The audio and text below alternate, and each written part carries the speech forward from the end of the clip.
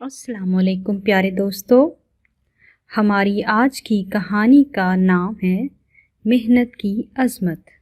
عاصم اور حیدر بہت اچھے دوست تھے، دونوں پڑھائی میں بھی بہت تیز تھے۔ کبھی عاصم کی فرسٹ پوزیشن آتی تو کبھی حیدر کی۔ دونوں نے کبھی ایک دوسرے سے حسد محسوس نہیں کیا تھا۔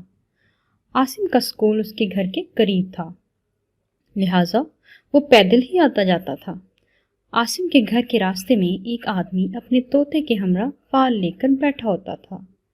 ایک دن عاصم نے سوچا کیوں نہ میں بھی اپنی ایک فال نکلواؤں، لہٰذا عاصم اس طوطے والے آدمی کے پاس گیا۔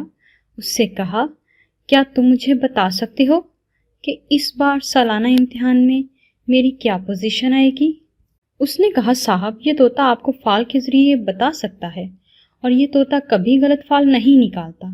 اس فال کے ذریعے جو بھی نکلے گا بالکل ویسا ہی ہوگا۔ عاصم اس کی باتوں میں آ گیا، لہٰذا جب فال نکالی گئی تو عاصم سن کر حیران ہی رہ گیا، کیونکہ اس میں لکھا ہوا تھا کہ اس بار تم فیل ہوگے۔ یہ سن کر عاصم بہت پریشان ہوا۔ اس پریشانی کے عالم میں جب وہ گھر پہنچا تو عاصم کی امی اسے دیکھ کر حیران ہوئی، کیونکہ اس سے پہلے جب وہ گھر آتا تھا تو بہت ہنستا مسکراتا گھر میں داخل ہوتا تھا اور اپنی امی سے بہت گرم جوشی سے ملتا تھا، جبکہ آج معاملہ اس کے برعکس تھا۔ وہ بہت خاموش اور سنجیدہ دکھائی دے رہا تھا۔ عاصم کی امی نے بار بار پوچھا لیکن وہ ہر بار ٹال گیا۔ اب یہ تھا کہ عاصم جب بھی کتابیں کھول کر بیٹھتا تو یکسوئی سے کچھ بھی یاد نہ کر پاتا۔ اس کا دل پڑھائی سے یکدم ہی اچاٹ ہو جاتا۔ اس نے سوچا، اب میری قسمت میں اس بار فیل ہونا ہی لکھا ہے تو اتنی محنت کا کیا فائدہ؟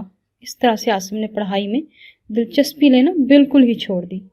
عاصم کے ٹیچرز اس کی پڑھائی کے متعلق کارکردگی پر بہت حیران ہو رہے تھے، کیونکہ وہ دن بدن پڑھائی میں بہت کمزور ہو رہا تھا۔ اس کا دوست حیدر بھی بہت پریشان تھا کہ آخر اس کو کیا ہوا، ایسا کیا مسئلہ ہے جو یہ پڑھائی میں عدم دلچسپی کا مظاہرہ کرنے لگا ہے۔ ایک دن حیدر نے عاصم سے اس قدر اصرار کیا کہ عاصم کو بتانا ہی پڑا، سو اس نے ساری بات حیدر کو گوش گزار کر دی۔ حیدر عاصم کا بہت اچھا دوست تھا، سو اس نے عاصم کو بہت مخلصانہ مشورہ دیا کہ تم اس آدمی کی بات کا ہرگز یقین مت کرو، بھلا ایک طوطا انسان کی قسمت کا کیسے فیصلہ کر سکتا ہے؟ تم دل لگا کر محنت کرو۔